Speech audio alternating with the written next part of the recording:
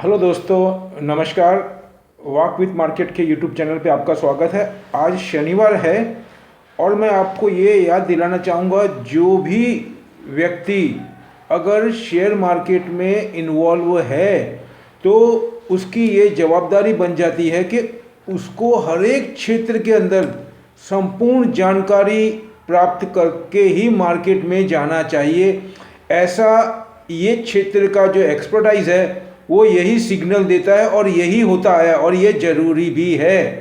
तो उसी के तहत मैं हमेशा शनिवार और रविवार को ऐसे वीडियो बनाने की कोशिश करता हूँ जो हमको नहीं कि आने वाले सोमवार या मंडे के लिए और आने वाले पूरे समय के लिए बहुत कुछ सहायता करे या बहुत कुछ हमको सपोर्ट करे।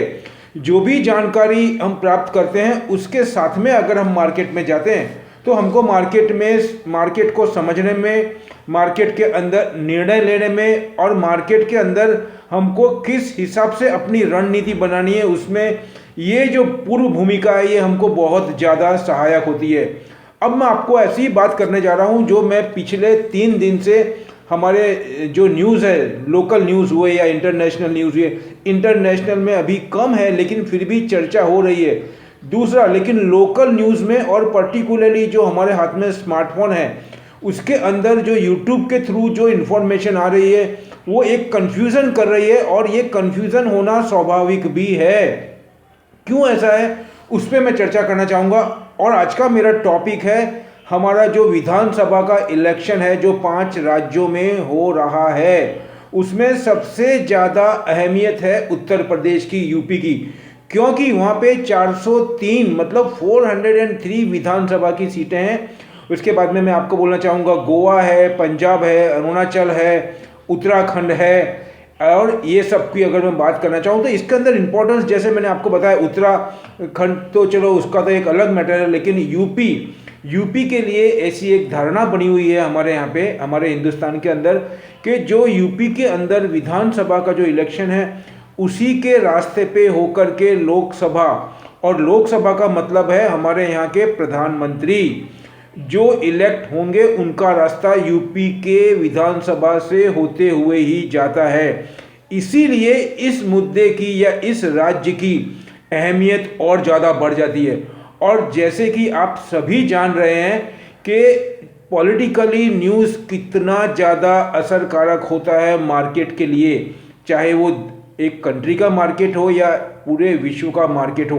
पूरे विश्व के मार्केट के अंदर हर क्षेत्र के अंदर जब इफेक्ट आता है, और उसमें तो ये बड़ी बड़ी सत्ताएं हैं जिनके पास में पावर है, उनका तो अहम या उनका इम्पोर्टेंस तो आप समझ सकते हैं, क्योंकि उन्हीं के हिसाब से पॉलिसी बनाई जाती है, पॉलिसी को कैंसिल किया जाता है और आगे की रणनीति बनाई जाती है, उसमें क्या सुधार करना है, क्या नहीं करना है, किस तरीके से कंट्री की इकोनॉमी को आगे ले जाना है, जो हमारे प्रतिद्वंदी है उनसे हमको कैसी रणनीति बनानी है, एक्सेट्रा एक्सेट्रा।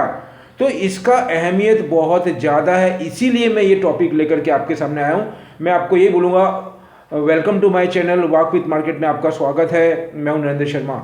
अभी मैं आपको ये बोलना चाहूँगा, जो यूपी की 403 विधानसभा की सीटें हैं उसमें 10 मार्च से इलेक्शन जो है विधानसभा के वो शुरू हुए थे, और 7 चरण में, मतलब 7 चरण में, 7 स्टेप में वो इलेक्शन होने थे। तो उसके लिए मैं बताना चाहूँगा, जो मैंने कुछ नोट डाउन भी किया है, तो मैं आपको बोलूँगा 7 फरवरी से चालू हुए हैं और 10 मार्च को इसका रिजल्ट आना है।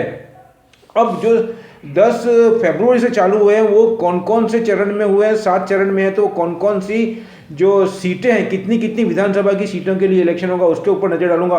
उसके बाद में जो एक मेन कंक्लूजन है जो मैं सुन रहा हूं और जो मेरी अपनी विचारधारा है वो मैं आपके सामने रखूंगा।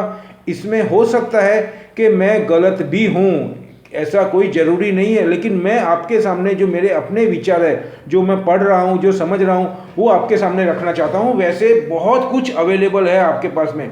तो अभी मैं वापस सब्जेक्ट पे आ रहा हूँ। उसमें पहला 10 फरवरी को जो हुआ था वो 58 विधानसभा की सीटों के लिए हुआ था, जो कि मतलब आपको मैं बोलना चाहूँगा पश्चिमी उत्तर प्रदेश से शुरू हुआ था। और उसके बाद में 14 फरवरी को 55 विधानसभा की सीटों के लिए, तीसरे चरण का 20 फरवरी को 59 विधानसभा की सीटों के लिए, चौथे चरण का जो शुरू हुआ वो 23 फरवरी से, ये सब हो चुके हैं अभी तक। वो है अभी आपको 5वें चरण पे हम आएंगे, वो शुरू होने वाला है कल से। तो 23 फरवरी को चौथा चरण का था जो मैं बोल रहा हूँ आपको, वो 60 विधानसभा की इलेक्शन के लिए इलेक्शन उसके हो चुके हैं अभी तक। उससे क्या संभावना बन रही है, उससे किस और झुकाव बढ़ रहा है और किसकी पार्टी को ज़्यादा संभावना है और किसकी पार्टी को संभावना नहीं है, इसमें एक कन्फ्यूज़न हो गया है। इसी के तहत इसका इम्पोर्टेंस और बढ़ जाता है। उसके बाद में 27 तारीख जो कि कल है, कल मतलब मंडे को, सॉरी सोमवार को, कल शनिवार है लेकिन कल से ही चालू होगा, आई एम सॉरी, ये कल संडे है और कल से ही विधानसभा का जो 5वें चरण का इलेक्शन है, मंडे मतलब मंडे से तो मार्केट शुरू होगा अपना, लेकिन कल से जो 5वें चरण का इलेक्शन चालू होगा वो भी 60 विधानसभा के इलेक्शन के लिए। उसके बाद में जो 6ठे चरण का है वो अगले महीने में मतलब मार्च से होगा, उसमें 57 विधानसभा की सीटें हैं। और 7वें चरण में जो कि अंतिम चरण है वो 7 मार्च से शुरू होगा, 7 मार्च को ही होगा, और वो 54 विधानसभा की सीटों के, अगर इसका हम टोटल लगाएंगे और तो 403 सीटें हो रही है। तो अभी मैं आपको ये बोल रहा हूँ, ये 403 के अंदर अभी हम 5वें पायदान पे मतलब 5वें चरण के ऊपर खड़े हैं जो कल से रविवार से शुरू होगा। अब उसके बाद में अगर कल की बात मैं कर लूँ तो उसके बाद में सिर्फ 2 ही चरण बचेंगे जो कि आने वाले महीने में है, क्योंकि ये महीना समाप्ति के ऊपर हो जाएगा। तो मैं आपको यही बोलना चाह रहा हूँ कि अभी जो मीडिया में और चैनल के ऊपर उसमें ये बात बताई जा रही है, इलेक्शन के पहले तक ये पिक्चर क्लियर था हमारे मीडिया का, हमारे एक्सपर्ट्स का। तो टोटली रूलिंग पार्टी जो अभी आपको बोला चाहूँगा योगी आदित्यनाथ जो वहाँ के चीफ मिनिस्टर है, तो मैं आपको यही बोलूँगा कि जो चीफ मिनिस्टर वहाँ के है वो मतलब एकदम इजीली जीत करके वापस से इलेक्ट होकर के आने वाले हैं, ऐसी पूरी संभावना थी। लेकिन जब आपको मैं बोलना चाहूँगा 4 चरण के इलेक्शन हो चुके हैं, उसके बाद में पहले चरण से हर एक्सपर्ट अपने अपने व्यू रख रहा है। तो ये व्यू क्या सिग्नल दे रहा है और ये सिग्नल्स का मार्केट से क्या संबंध है, चाहे वो मंडे का मार्केट हो या उसके आने वाला समय का मार्केट हो या उसके बाद के विधानसभा के इलेक्शन पूरे होने के बाद में लोकसभा के इलेक्शन होने वाले हैं। और दूसरा मैं बताना चाहूँगा आपको, दिसंबर से मतलब ये 2022 के दिसंबर से गुजरात में भी विधानसभा के इलेक्शन होने वाले हैं। मतलब 6 महीने पहले आप गिन लीजिए, तो ये आपको मई जून से इसका भी कैंपेन और पूरी तैयारियां चालू हो जाएगी। ये हमारा दुर्भाग्य हमारे देश के अंदर के कहीं ना कहीं ऐसे इलेक्शन चलते रहते हैं और उसमें जो मानव है, जो ह्यूमन है, उसकी शक्ति का किस तरीके से, शक्ति का, टाइम का, पैसों का और बहुत सी चीज़ों का व्यर्थ जाता है जो कि नहीं होना चाहिए। ऐसा कोई प्लानिंग करना चाहिए। जो ये रूलिंग पार्टी है अभी सेंटर में, वो बार बार बोल रही है कि किसी भी एक ही दिन फिक्स करके, नक्की करके, उसमें जो आपको मैं बोलूँगा कि ग्रामीण क्षेत्र के अंदर पंचायत से लेकर के पीएम तक के मतलब लोकसभा के इलेक्शन एक ही दिन हो जाने चाहिए, एक ही टाइम पे, जिससे कि जो एक ह्यूमन का, टाइम का, मनी का, पावर का, ये सभी का जो वेस्टेज होता है वो न हो और वो पैसा और वो मनी और वो समय और वो मानव शक्ति को किसी और अच्छे काम में लगाया जा सके। लेकिन ये कब होगा, कैसे होगा, ये हमारे देश में बहुत ही मुश्किल सवाल है। असंभव तो नहीं है लेकिन मुश्किल है। लेकिन जब तक इस देश में जो पुरानी गवर्नमेंट थी उन्होंने जानबूझ करके, मतलब दे हैड प्लानिंग इंटेंशनली, उन्होंने ऐसा ही बना करके रखा था कि कोई भी अगर नई पार्टी आए उसको ये भेजना बहुत मुश्किल हो जाए। मतलब उन्होंने इस तरीके की रणनीति बनाई और इस तरह से लोगों को बहकाया कि लोग अभी भी एजुकेटेड होने के बावजूद भी इसकी गंभीरता को समझ नहीं रहे हैं। और जो समझ रहे हैं उससे जो हमारा इलेक्शन का प्रोसेस है, बटन दबाओ, नंबर ऑफ काउंटिंग, वो उसके अंदर सफलता प्राप्त नहीं कर सक रहा है। चलो वो एक अलग मुद्दा है, बहुत बड़ा मुद्दा है वो। और उसके अलावा मैं ये बोलना चाहूँगा, उसके अंदर ये बोल रहे हैं कि जो रूलिंग पार्टी है वो फिलहाल अभी ऐसा नज़र में आ रहा है कि वो अपनी पकड़ धीमे धीमे कम करती जा रही है। और उसके अगेंस्ट में अभी और ये भी याद दिलाना चाहूँगा आपको, यूपी में चुनाव जो हो रहा है वो 2 ही पार्टी के बीच में हो रहा है। एक तो है भारतीय जनता पार्टी, दूसरी है अखिलेश जो कि मुलायम सिंह के सन हैं, उनके लड़के हैं। उनके बीच में हो रहा है ये, मतलब परिवारवाद। उनकी पार्टी का नाम है, मैं आपको बोलना चाहूँगा, समाजवादी पार्टी, जो कि यादव फैमिली से है। अब मैं आपको थोड़ा ये बताना चाहूँगा, उनकी फैमिली के अंदर जो मुलायम सिंह यादव है, वो उनके चचा, उनके लड़के, उनकी बहू, उनके रिलेटिव और भी बहुत से लोग, वो सभी इसके अंदर बहुत ही गहरे रूप से अलग अलग पोस्टों पे बैठे हुए हैं। तो आप इससे समझ सकते हैं कि परिवारवाद। उसके पहले अगर मैं थोड़ा और जानना चाहूँगा तो आप लालू जी को याद कर सकते हैं। और ये लोग जान रहे हैं, फिर भी वो इसके अंदर अपना एक इम्पोर्टेंस, अहम रोल है, उसको क्यों निभाते नहीं है, क्यों समझते नहीं है, ये एक सवालिया निशान है हमारे हिंदुस्तान के अंदर। तो मैं आपको ये बोलना चाहूँगा, अभी ऐसी बात चल रही है कि आदित्य योगी नाथ जो है वो अखिलेश के सामने पिछड़ रहे हैं। ऐसा 4 चरणों के इलेक्शन के बाद में एक्सपर्ट्स का व्यू आ रहा है और ग्राउंड रिपोर्ट, क्योंकि जब इलेक्शन होता है वहाँ पे दोनों पार्टी के और मीडिया के पर्सन भी अवेलेबल होते हैं और लोगों का रुझान देखते हैं, लोगों की क्या राय है, ये सभी आपको अवेलेबल है यूट्यूब पे और न्यूज़ के ऊपर, वो आप बहुत अच्छे से समझ रहे हैं। तो मैं आपको मुद्दे के ऊपर आना चाहूँगा। अभी तक के 4 चरण के अंदर ऐसा बोल रहे हैं कि जो बीजेपी की पूरी संभावना थी उसमें सवालिया निशान हो गया है। बीजेपी अखिलेश से पिछड़ रही है और आने वाले जो 2-3 चरण है, मतलब कल से अगर मैं गिनता हूँ तो 3 चरण हुए, तो ये 3 चरणों के अंदर भी अगर ऐसा ही माहौल रहा तो ये जो गवर्नमेंट है उसको सत्ता में आना बहुत मुश्किल हो जाएगा और वो अपनी सत्ता गंवा सकती है। इसका मतलब यही हो रहा है कि वहाँ की जनता है वो बदलाव चाहती है, वो चेंज चाहती है। लेकिन मेरा अपना एक ऐसा व्यू है जो मैं बहुत टाइम से सुनता हूँ, पढ़ता हूँ, रेगुलर देख रहा हूँ, तो मैं ये मान के चलता हूँ कि इसमें मेरी राय थोड़ी अलग है। यहाँ पे भले मीडिया कुछ भी बोल रहा हो, मैंने आपको इसीलिए पहले बता दिया, हो सकता है मैं गलत भी साबित हूँ, अगर गलत हुआ तो मैं अपोलॉजी करूँगा आपको उस टाइम 10 मार्च को। लेकिन जो मेरे मन में विचार है, जो मैं स्टडी कर रहा हूँ, वो मैं आपके सामने रखना चाहता हूँ और वो तो समय ही बताएगा क्या सही है क्या गलत।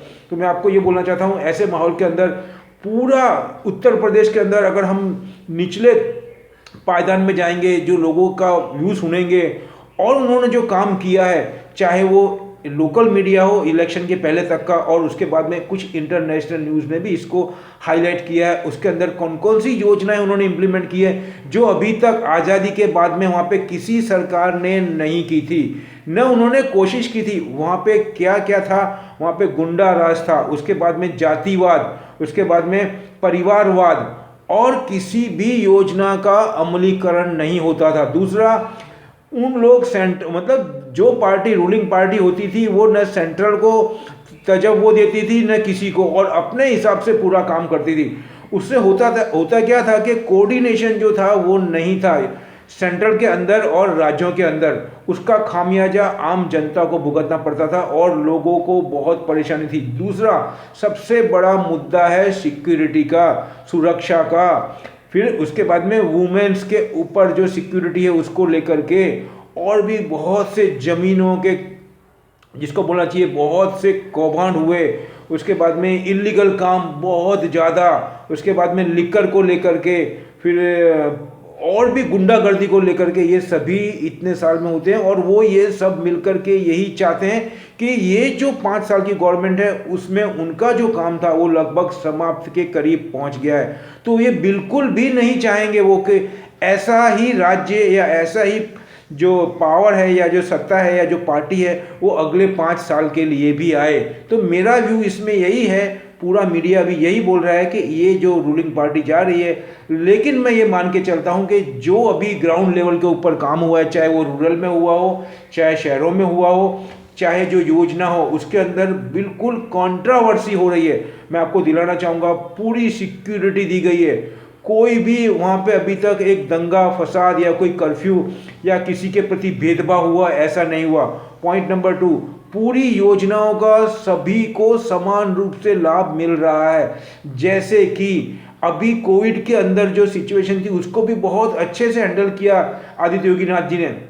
उसके बाद में मैं आपको बोलूँगा किसानों के मैटर के अंदर भी उत्तर प्रदेश ने बहुत कोशिश की, जो किसानों के फेवर में ही था। फिर भी लास्ट में जा कर के उन्होंने अपनी जो 3 कानून थे वो विड्रॉ किए, वो भी उनके ही सुरक्षा के लिए, उनके ही फायदे के लिए। गवर्नमेंट ने अपना डैमेज करके, अपने आप को नुकसान करके भी वापस जो कानून बनाए थे उनके फेवर के लिए वो वापस लिए, क्योंकि पूरा जो अपोजिशन है वो लोगों को गुमराह कर रहा है। और हमारे देश में जब तक एजुकेशन अच्छा नहीं होगा तब तक ऐसे ही लोगों को गुमराह किया जाएगा। अब थोड़ा यहाँ पे एक बात और मैं ऐड करना चाहूँगा कि जब एजुकेशन नहीं है उनको तो गुमराह किया जा सकता है, ये मानने में आती है बात, ये समझ में आ रही है, ये बात गले उतरती है। लेकिन कुछ पढ़े लिखे भी ऐसे हैं जो भी गुमराह हो रहे हैं, या किसी छोटी मोटी प्रलोभन के तहत वो अपना स्टैंड बदल देते हैं। उनका क्या, इसकी कमी कहाँ पे है, ये ढूंढना पड़ेगा और उसको सुधार करना पड़ेगा।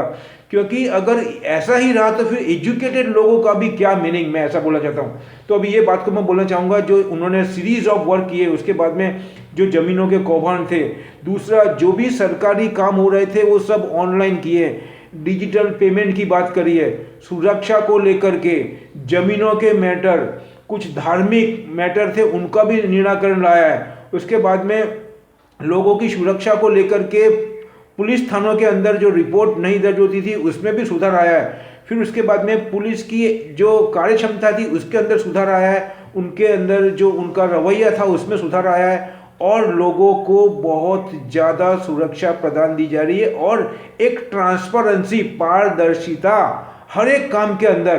पहले क्या था, जो भी वैकेंसी निकलती थी वो परिवारवाद में जाती थी, किसी की कोई सुनवाई नहीं थी। आज की तारीख में जो भी हो रहा है वो ट्रांसपेरेंसी के थ्रू रहा और डिजिटल के थ्रू रहा है। उससे होता क्या है कि उसकी वजह से किसी भी बिचौलियों का या किसी भी थर्ड पार्टी का इन्वॉल्वमेंट बहुत मुश्किल हो जाता है, और करप्शन या कोई भी इलीगल काम करना मुश्किल होता है। लेकिन अब ये लोगों को पसंद नहीं आ रहा है ऐसा व्यू। लेकिन मैं फिर बोलना चाहूँगा, अब लोगों को बहुत सुविधा मिली है। उसके अंदर मैं आपको बोलना चाहूँगा, जो टॉयलेट की फैसिलिटी लोगों को बना करके दी गई है, गांव के अंदर गांव तक सड़कें बनाई गई है, एयरपोर्ट बनाए गए हैं, स्कूल कॉलेज खोले गए हैं, और जो खुले हैं उनका स्तर सुधारा गया है। बहुत से ऐसे कार्य हैं। उसके बाद में जो महिलाएं हैं या जो विद्यार्थिनियां हैं, जो लड़कियां हैं जो पढ़ रही है, मतलब छोटे स्कूलों के अंदर, उनको बहुत सारी सुविधाएं दी जा रही है। उनको स्कूलों में आने के लिए प्रलोभन करके उनको खाने की व्यवस्था की जा रही है। ऐसी बहुत सी योजनाएं चला करके बहुत ही मुश्किल समय में भी ये सब काम किया जा रहा है, क्योंकि ये समय उनका व्यर्थ हो रहा है डेवलपमेंट के अंदर फोकस करने की बजाय। क्योंकि ये 60-70 साल की गंदगी है, या 60-70 साल का जो मतलब बिल्कुल ही काम नहीं किया गया, उसको सुधार करने में उनका समय गया है। तो अभी वो कैसे अपना फोकस करेंगी, जो रूलिंग पार्टी कोई भी पार्टी हो। I am not supporting any party और any person, but this is the fact we visualize front of our eyes. मैं यही बोलना चाहता हूँ। तो उसके तहत मैं यही बोलूँगा, मेरा कॉन्शियस, मेरी स्टडी यही बोलती है कि अभी ऐसी बात आ रही है कि ज़्यादातर मुस्लिम कम्युनिटी है वो बढ़ चढ़ के इसमें हिस्सा ले रही है इलेक्शन में, और उन्हीं की लाइन लगी जा रही है। लेकिन दुखद की बात यह है कि जो हिंदू समाज है, जो हिंदू लोग हैं, चाहे वो अलग अलग जाति के हो, वो उसमें बढ़ चढ़ के हिस्सा नहीं ले रहे। उसी का खामियाजा भुगत सकते हैं, ऐसा मीडिया और सब बोल रहे हैं। ऐसा ही उदाहरण एक कलकत्ता में हो चुका है। आपने देखा है कि जो आपको अभी इलेक्शन गया है, इसके अंदर ममता बनर्जी ने किस हिसाब से अपनी जो पार्टी है वहाँ पे भी एजुकेटेड लोग हैं, उन्होंने इलेक्शन नहीं किया, और मोमेडन ने जा करके जो हमारा कॉन्स्टिट्यूशन है उसके हिसाब से उन्होंने वोटिंग कर दिया, और अपने कैंडिडेट को दे करके उन्होंने, चाहे वो कैपेबल हो या नहीं हो, लेकिन हमारा कॉन्स्टिट्यूशन ही ऐसा बनाया कि जो ज़्यादा नंबर है, चाहे वो देने वाला एजुकेशन है या नहीं है, उसको एजुकेशन है, ये सबको देखते हुए उन्होंने वोटिंग करके और ममता बनर्जी को वापस पावर में लाया। उसके बाद में उन्होंने क्या हर्ष किया था, पूरे कलकत्ता के अंदर कम से कम 10 दिन 15 दिन चला, और कितने दिन कर्फ्यू लगा रहा, कितने लोग हताहत हुए, ये आपको भूलना नहीं है ऐसी सिचुएशन। लेकिन मैं यहाँ पे मान के चलता हूँ, लोगों के अंदर इंसानियत थोड़ी बची है अभी, तो उन्होंने पर्टिकुलरली वुमेन्स ने जो उनको बेनिफिट मिला है, नीचे तबके को जो बेनिफिट मिला है, उसके अलावा जो ये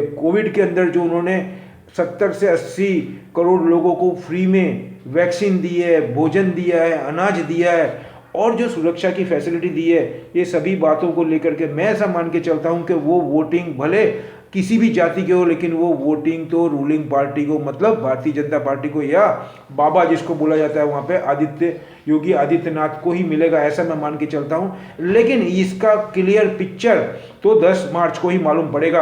अभी 3 चरण के होने बाकी है, तो कल से छठा मतलब 5th चरण हुआ, छठा और 7वां भी हो जाएगा और 10 तारीख को हम मिलेंगे। अब बात मेरी ये आती है, जो मैंने आपको वीडियो की स्टार्टिंग बताया था कि इसका कंक्लूजन क्या है, ये कैसे को रिलेटेड है मार्केट से।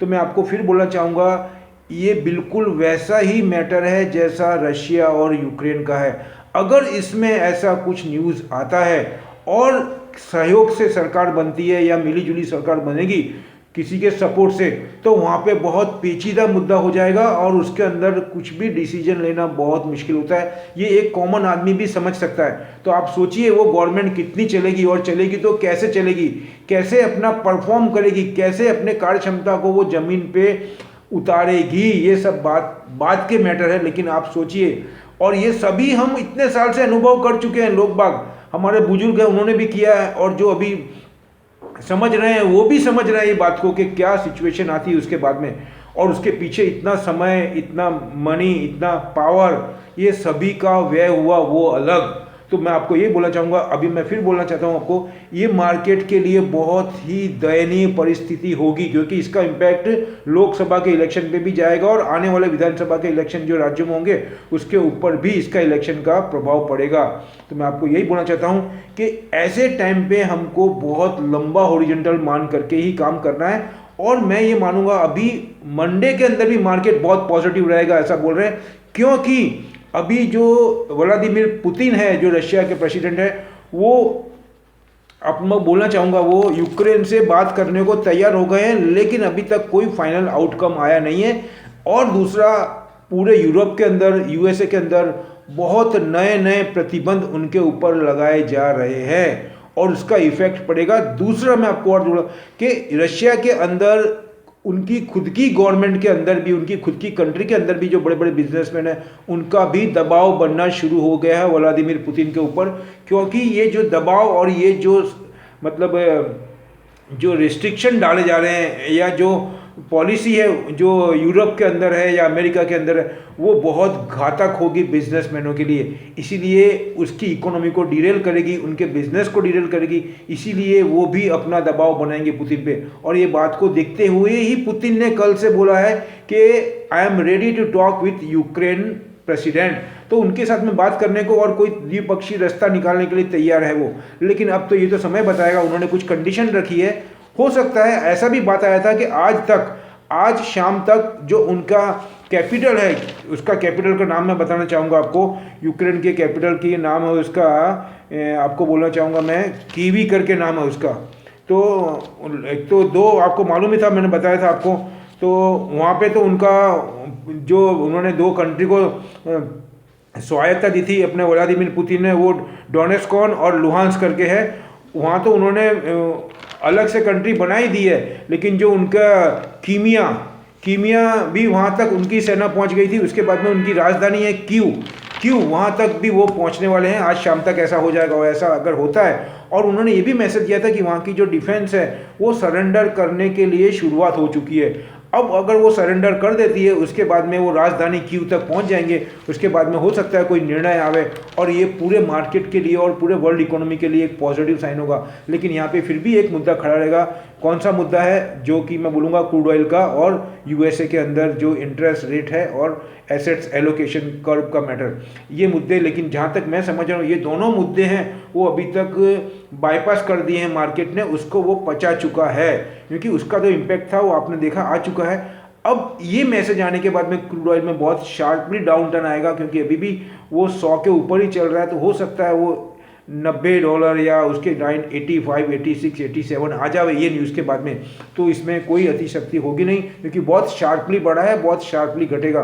तो वो इंडिया के लिए भी पॉजिटिव होगा, आने वाली इकोनॉमी के लिए। तो लास्ट में कंक्लूजन यही निकलता है, अभी भी हमको अगर हमको बाय करना है कुछ, तो हमको बहुत लंबा, कम से कम 1.5 से 2 साल का ओरिजेंटल लेकर के ही बाय करना है, क्योंकि सिचुएशन 100% क्लियर नहीं है।